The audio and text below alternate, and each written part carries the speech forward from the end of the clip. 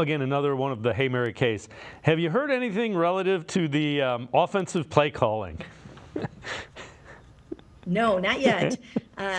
He keeps getting asked this, and he will get asked that question every single press conference probably until he makes a final decision. The longer it goes, the more it makes me think that he probably really seriously is considering turning it over to Ken Dorsey. Now, we know that Deshaun Watson really likes Ken. He's got a comfort level with Ken, and we know that Ken Dorsey has called plays for both Cam Newton and for Josh Allen, and he's done a really nice job with that. Or actually, he didn't call plays, I don't think, for Cam, but he did call plays for Josh Allen. So, so it's something that I think that Kevin will at least consider. So Kevin Stefanski was on ESPN Cleveland Friday, and he talked about what goes into play calling. Listen to what he had to say. The hard part about calling plays is the construction of the game plan. Yeah. That's the part that I love. Like when we get in there Monday, Tuesday, Wednesday, when we're putting that thing together, that is the fun part in this business. How the plays come off the call sheet, honestly, it's important, of course, but what's more important that everybody knows what to do on said plays. And I go back to the art of it. Yeah, there's a feel of it. You're setting things up Rhythm. For sure. Yep.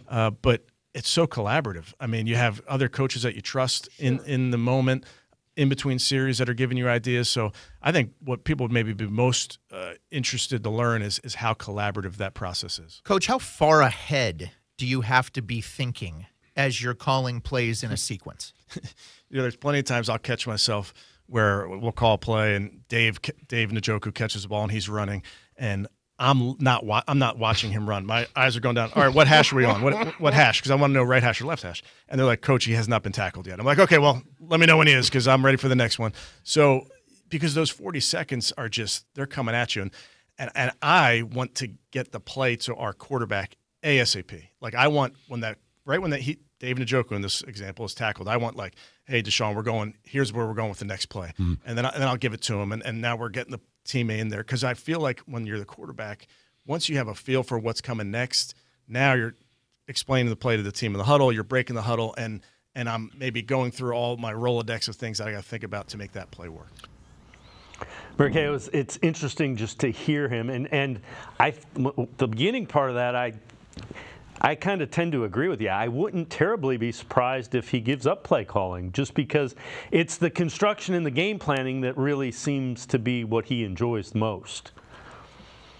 Yeah, I mean, we'll have to see how it goes. I don't think that he should give it up because I really do believe that he should see what he can do in his first full year of play calling with Deshaun Watson. I don't think you want to give it up too early and not see what kind of play caller you are when you have a quarterback like that over the long haul. So I think there are arguments for and against.